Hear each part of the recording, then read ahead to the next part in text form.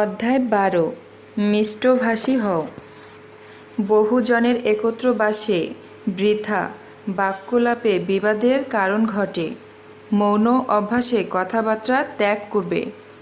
দৃঢ় সংকল্প করো, জিহ্বা সংযত রাখবে। বাক্য দ্রুত চালনের চাইতে সংযত হয়ে চালনই উত্তম।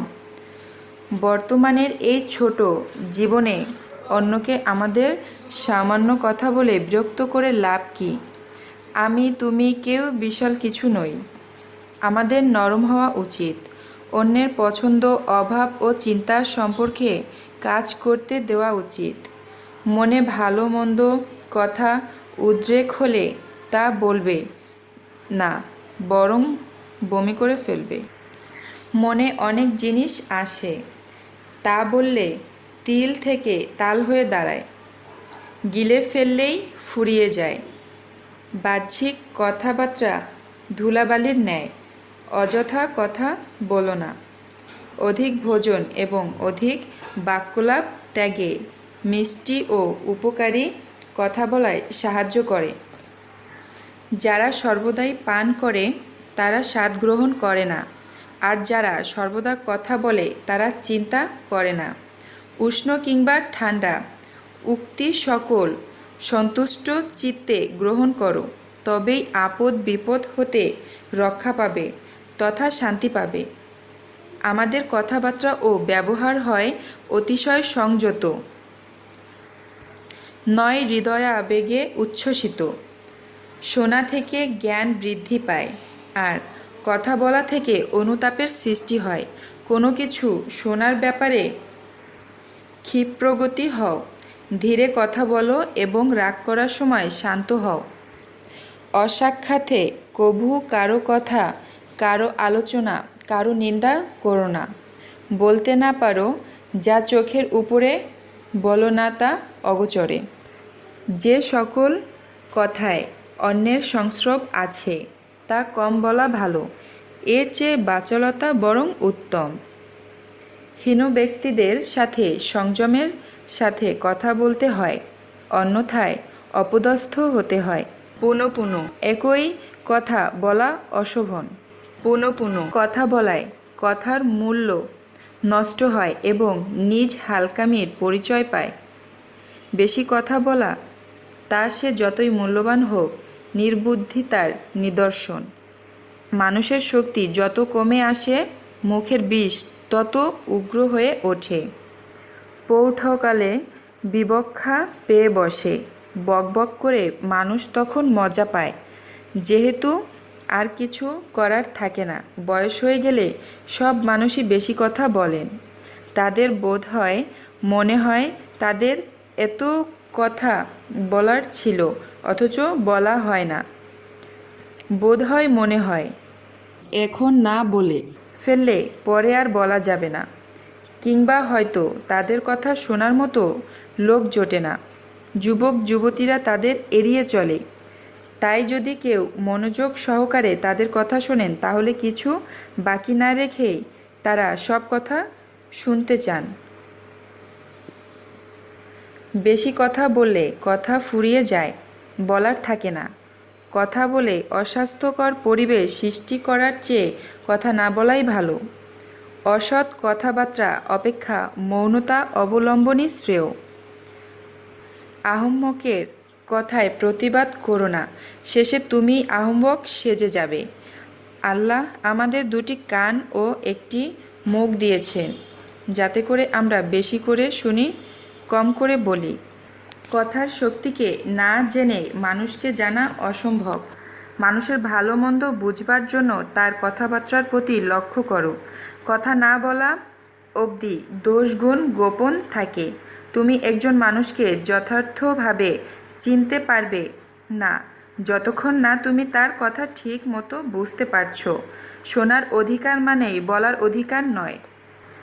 অপ্রয়োজনে বা সময়ের পূর্বে কোনো কথা বলতে নেই। অপ্রিয় সত্যের বদলে নির্দোষ মিথ্যা বলা উচিত। সেই কথাই উত্তম যা স্বল্প অর্থে দৃঢ় অর্থবোধক, উচ্চ মর্যাদা সম্পূর্ণ, কিন্তু বিরক্তিকর নয়। ব্যক্তিত্ব অনুসারে কথাবার্তা বলা উচিত এবং শক্তি ও ক্ষমতা অনুসারে কার্যকলাপ হওয়া বাঞ্ছনীয়। অন্যকে অনর্গল কথা বলতে দাও, বুঝতে দাও তার কথাগুলি সুন্দর ও অর্থবোধক। অন্যের কথা বলার সময় হ্যাঁ বা জি বোধক সমর্থন জানাও। নিজের ভুল অকপটে স্বীকার করে নিজের কথাটা অনুরোধের সুরে সুন্দর ও অর্থবোধক করে নাটকীয় উপস্থাপনার মধ্যে ব্যক্ত করো। কথা কম বলবে এবং অন্যের সুখ দুঃখ শুনবে, কেননা অতি কথন অপছন্দনীয়। তদ্রূপ নেতিবাচক কথাকে ইতিবাচক কথায় রূপ দেবে এবং কাউকে কথা দিতে হলে ভেবে চিন্তে কথা দিবে। নিজে কোনো কথা শুরু করবে না, অবশ্য অন্যের প্রশ্নের উত্তর দেবে। বেফাঁস কথা বলার চেয়ে চুপ করে থাকাই শ্রেয়। একটি সুন্দর মুখের চেয়ে একটি কুৎসিত মুখের মধুর কথা অধিকতর সুন্দর।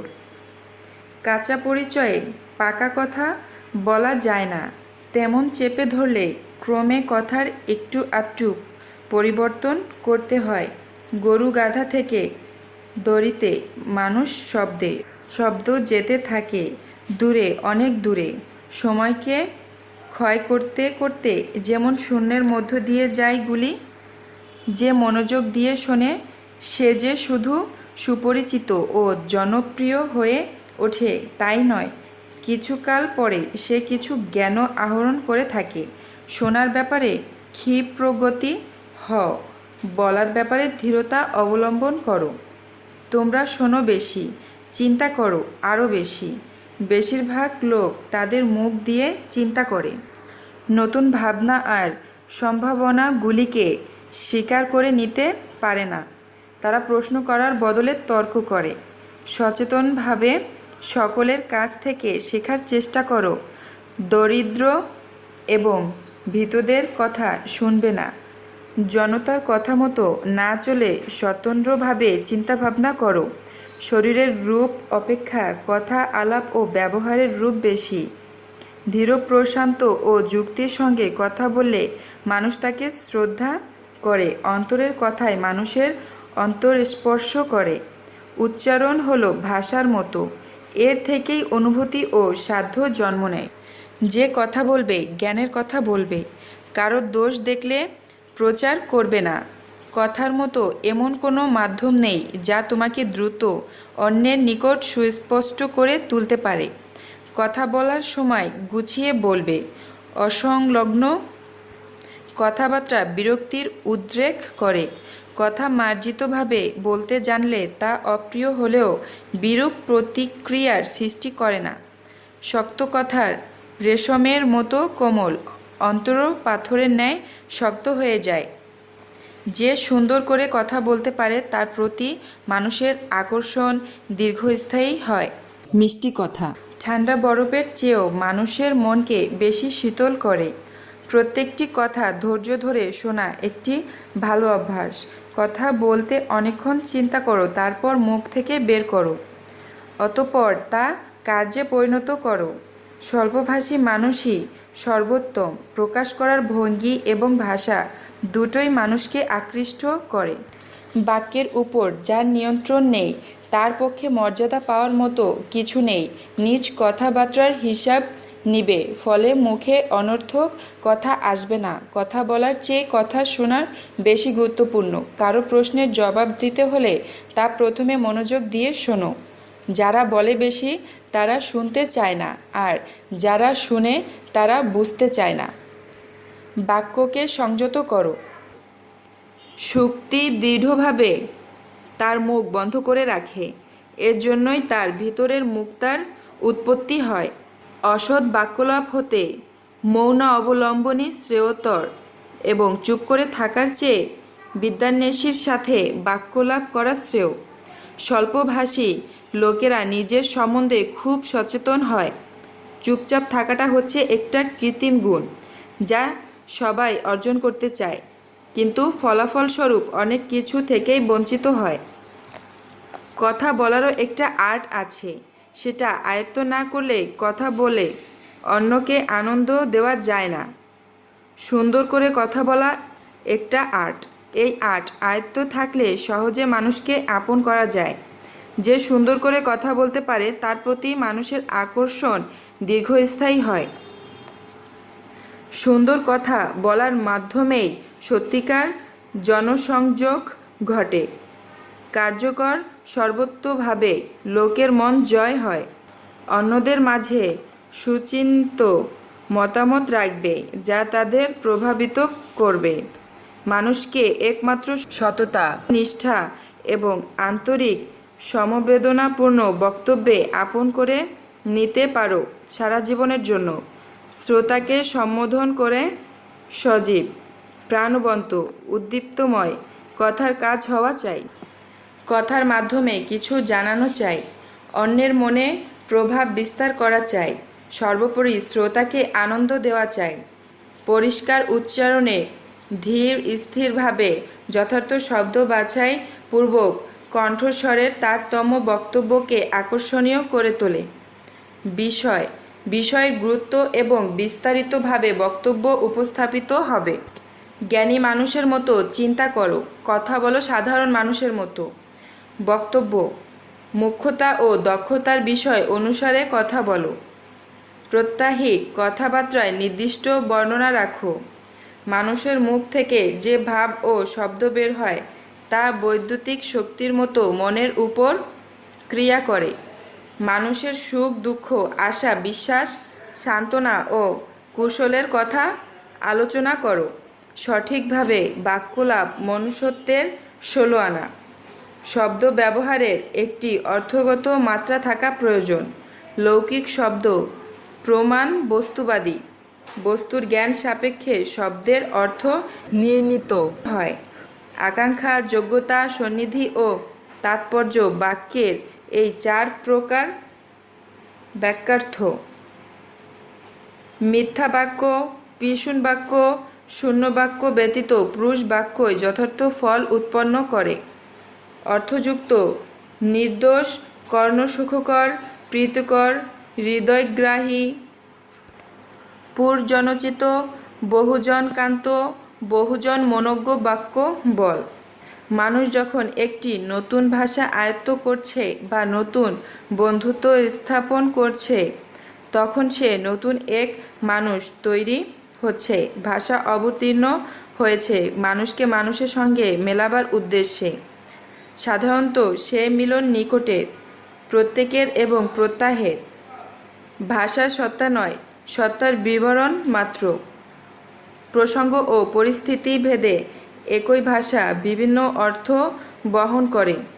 শ্রোতার ভাবাবেগ জাগিয়ে তুলে উপযুক্ত যুক্তির মাধ্যমে বক্তব্যের প্রতি শ্রোতার আকর্ষণ ও বিশ্বাস সৃষ্টি করতে হয়। স্থান, কাল, পাত্রভেদে তার বক্তব্য মন্তব্যকে পরিমার্জিত করতে হবে। শব্দ সীমাবদ্ধ, কিন্তু এর অন্তর্নিহিত ভাব অসীম। ভাষা প্রাঞ্জল ও মধুর করতে যথাসম্ভব ছোট বাক্য ব্যবহার করবে। অপরের মনের কষ্ট না দিয়ে সংক্ষিপ্ত নিরপেক্ষ ধনাত্মক ভাব মুখের সাহায্যে প্রকাশ পেলে তাকে কথা বলে। সর্বদা ধনাত্মক ভাব প্রকাশের কর্মে একে ব্যস্ত রাখবে। জিহ্বা, মুখ এবং কথা সত্তার হাল বা বৈঠা স্বরূপ। কথাবার্তা সবই অন্তরের বস্তু। জিহ্বা প্রকাশক বা পথ প্রদর্শক মাত্র। মানুষের কথা মানুষের একটি অংশ বিশেষ। যেমন রুটির টুকরা নিঃসন্দেহে রুটি হয়ে থাকে। জিহ্বা দ্বারা কৃত আঘাত অসি দ্বারা কৃত আঘাত হতে বিষের।